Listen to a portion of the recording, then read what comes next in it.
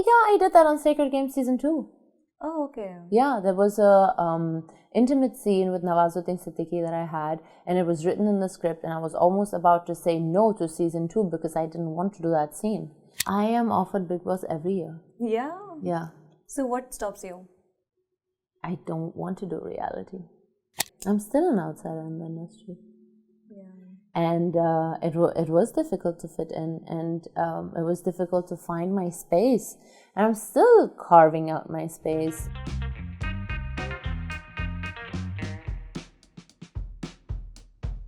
Hello and welcome, this is Grace and you're watching News 18 Showsha. Today I have with me the beautiful and talented Elnaaz Norouzi with me. Thank you so much for joining me today. Lovely having you. First of all, I have to say you look absolutely lovely today. Thank you very much. Elnaaz, the last time I met you, I interviewed you was during the Traitors time, and you were not bummed, I would say, but you were pretty pumped up after being ousted from the house. You were exposed, basically. Oh, so, I wasn't bummed at all. Yeah, that's what I'm saying. Yeah. You were not bummed. You were pretty pumped up. Yeah, pumped up, yeah. Yeah. How has life changed for you after the Traitors? How has life changed for me after the Traitors?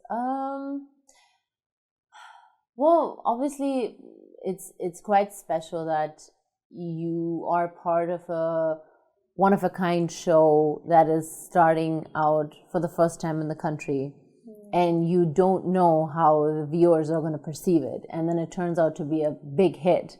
So that already is a huge plus. Right, and then on top of it comes my performance in the Traitors, which was in that moment for the viewer kind of extraordinary, and that got me the extra love when people just come up to me and tell me, we really loved your game and it was so entertaining. I think that's, for me, that's the best compliment that I can get as an entertainer, really, to actually entertain. But after the Traitors, there was so many speculation that you might join Bigg Boss as well. Were you offered Bigg Boss 19? I am offered Bigg Boss every year. Yeah? Yeah. So what stops you? I don't want to do reality. I did Traitors because, okay, first of all, Traitors is the first and only reality show that I've ever done, but also because it has strategy, it has gameplay, it needs you to use your brains, like act, all of those things.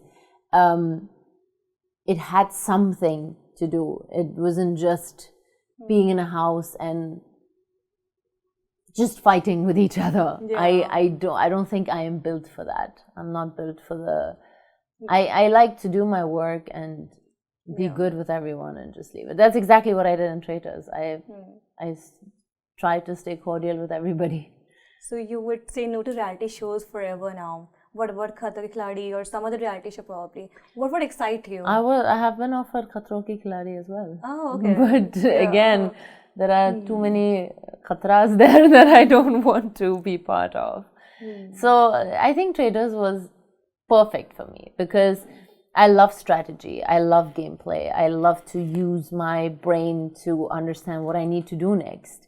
So Khatro Ki Khiladi is amazing, but just really physical, work.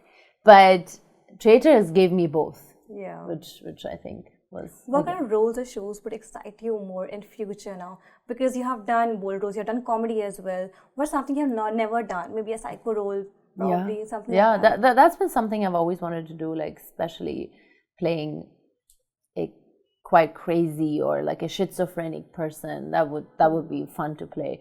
But I would also love to do horror. Horror is a genre that I've never done, and I'm quite excited to. I'm reading a couple of horror scripts right now, and let's see what happens. So I mean, Mad Dog has been doing a great job with their horror comedy, and it would obviously be great if I could work with them on a horror film. But no, in fact, horror has been doing well in India. It's just that it might be a little niche, and people are probably getting a little used to it now. But there are many, many horror movies that I know that have done well. It's just that there are not many of it. Yeah.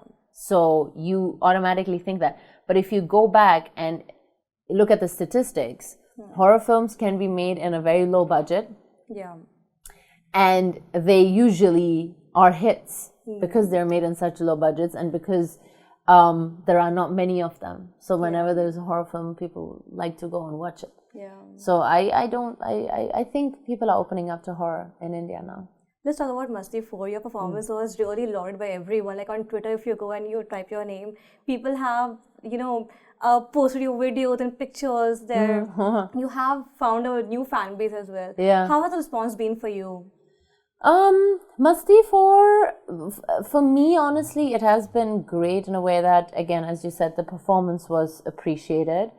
So even though the film didn't do well, for me, it did exactly what I wanted, and what I wanted was just try my hand at a comedy and also show people that I can do comedy and show my versatility, opposed to like a Sacred Games or an Abhay or Made in Heaven I had comedy for sure.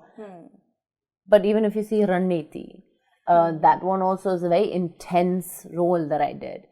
So I just wanted to try something else, and it did for me what it had to do. Yeah. It was good. But when it tagged at the box office, did that bother you?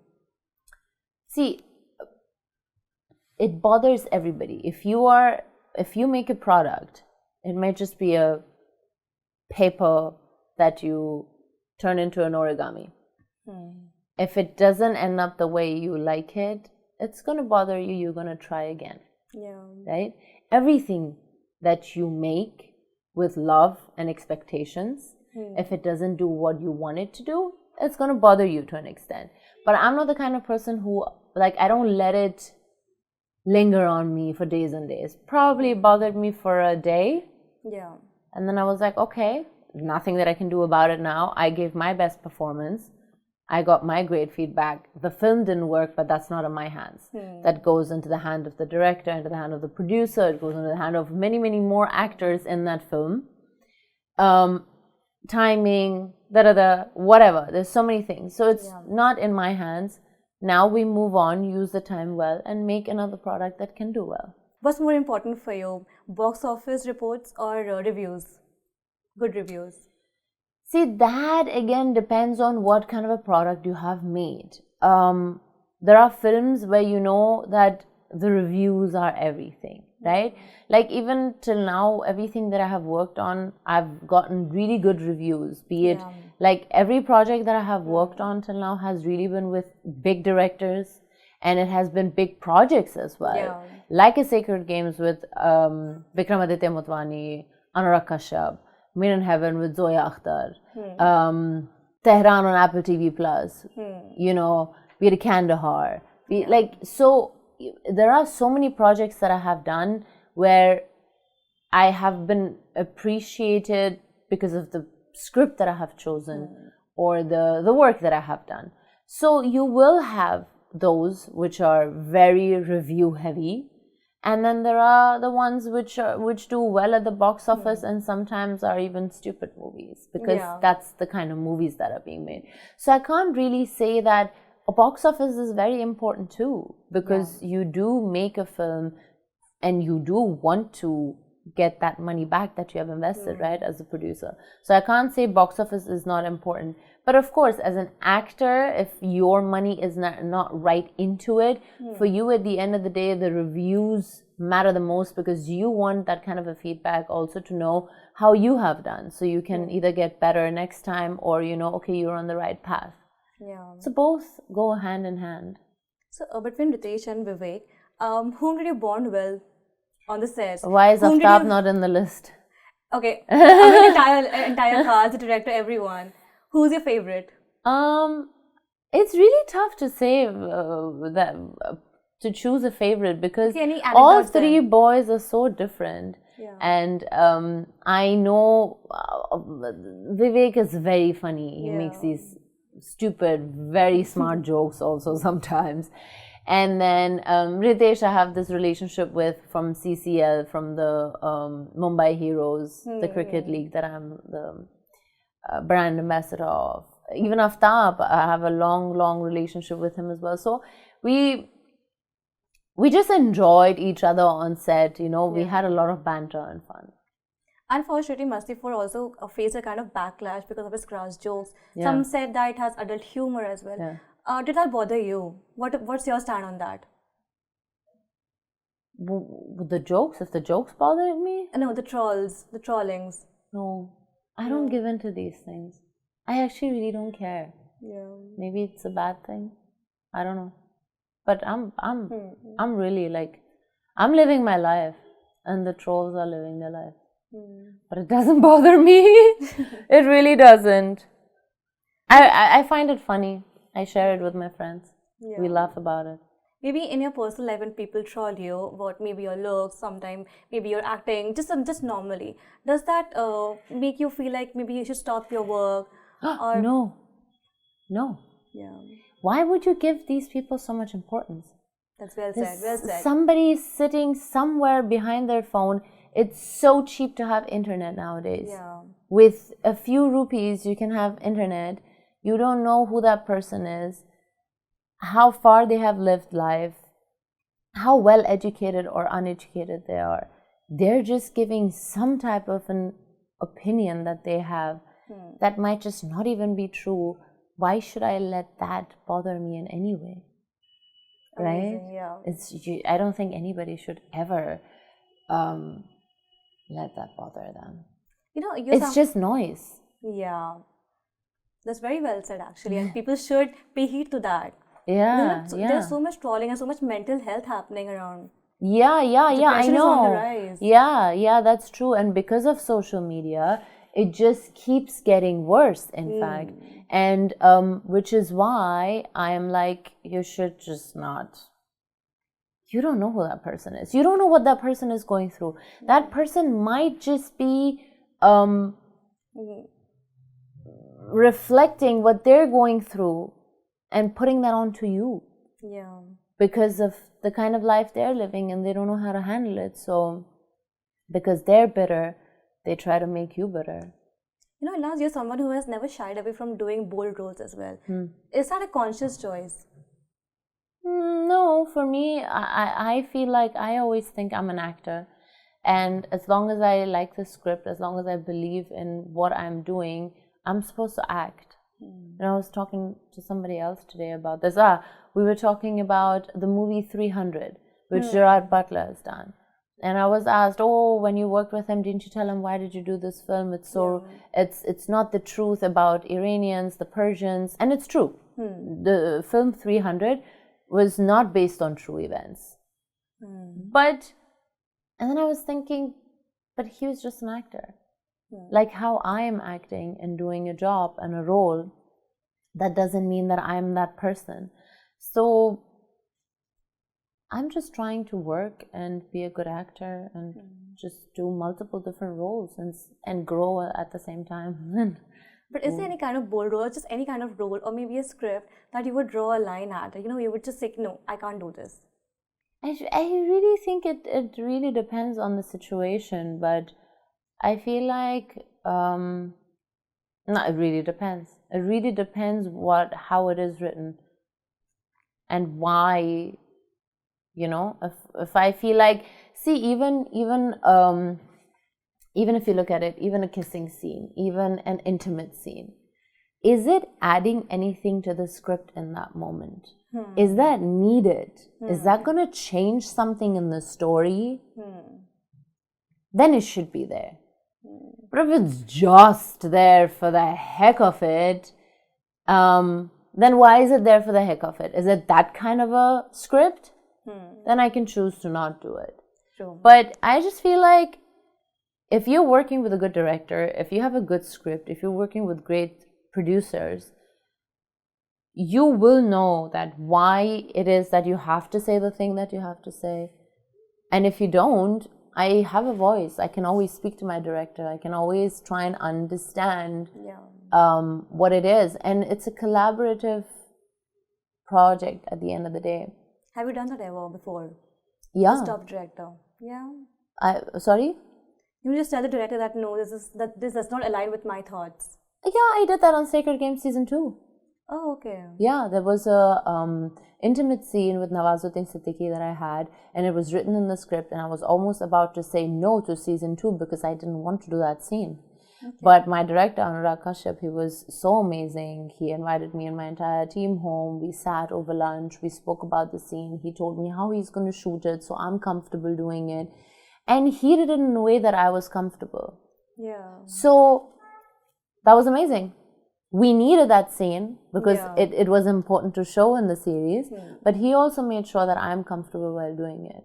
So that is, again, that's what I'm saying, that's when you collaborate and when you care about your actor, it always turns out to be good.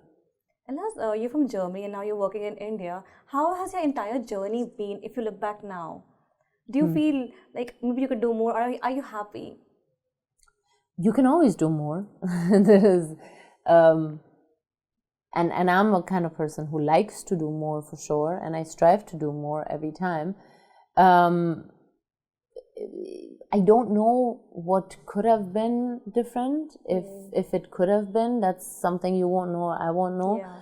I think what is important is to see the graph and the fact that since the time that I've come, I've constantly grown and done better than the year before or the day before.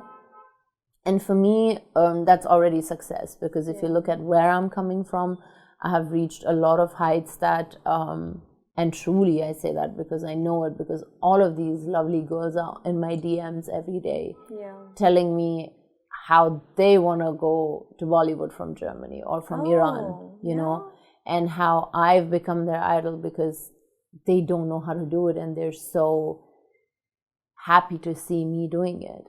So I think whatever had to happen has happened the right way, and everything that happens the right way. I don't think there's... But being an outsider in the industry before, was it difficult for you to fit in? I'm still an outsider in the industry. Yeah. And it was difficult to fit in, and it was difficult to find my space. And I'm still carving out my space, and it's still not easy, but I'm loving it. It's a challenge, and I love challenges, and it's okay. You just said that you're an outsider. Has it ever happened that you lost out roles to star kids? Or maybe someone well known? Yeah. All the time. Yeah. Yeah, of course. There are projects that are specifically from ground zero made for the actors that already have that stature in the industry. So yeah, but that's something that's very out there in the open and everybody knows. So for me, if I lose, like if I audition for something and it's a fair audition where you know everybody's auditioning and the best actor is going to get it, then if I don't get it, I will obviously try and figure out where I lacked with my acting. But if it's not about the acting, then I don't take it personally because, right? If it's about my craft, I'm going to try and do my best to get the job. Like how I did with Tehran on Apple TV+. I was auditioned like many, many other girls who were auditioned worldwide, in fact, for Tehran. And I got the job because probably I fit the best. My acting was great. So for me, that metric is important. Yeah. You know, if I'm lacking at something else, the reason why I learned how to read and write in Hindi, the reason why I worked on my dance was all of that, because I didn't want to lack on those points. Because if you lack on that, then obviously somebody who's been trained from childhood is always going to be above you. True. So if you reach there and then it is about other points that have nothing to do with your talent specifically, it's fine. That's nice. It's just this industry, and I've chosen it, and I'm not cribbing about it. Yeah. Before going, if we can just talk a bit about your upcoming projects. What are you working on now? So I'm now starting a new film in Bollywood, which we will announce soon. And then my Hollywood movie Hotel Tehran is releasing in 2026 as well. I'm playing the female lead opposite Zachary Levi with Liam Neeson. That is coming as well. I have a couple of music projects that are releasing in the new year. So there's a lot happening. Okay. You have been very private about your personal life. If I had to ask you about your love life as well, you have never told us. What would you say? I would say there's a reason I've never told you. See, I find it really funny. It's called private life. Yeah. But everybody wants to know about it. It's not private anymore if you discuss it with the world. But red flags in the guy. Yeah, I've seen many red flags. Yeah, what would they be for you? A red flag is a guy who's following 1 million girls on Instagram. That's definitely a red flag. A red flag is somebody who can't be honest with you. A red flag is someone who can't be happy for your success. Yeah. There are a lot of red flags. Lots of them. The green flags are less.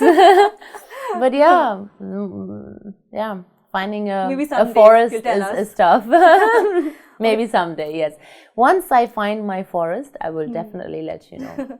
Thank you so and much, invite Elnaaz. you as well. Thank you so much, Elnaaz. Lovely talking to you, and I hope you get all the success in the world. Thank you, darling. Thank you so much. Thank you. Bye-bye.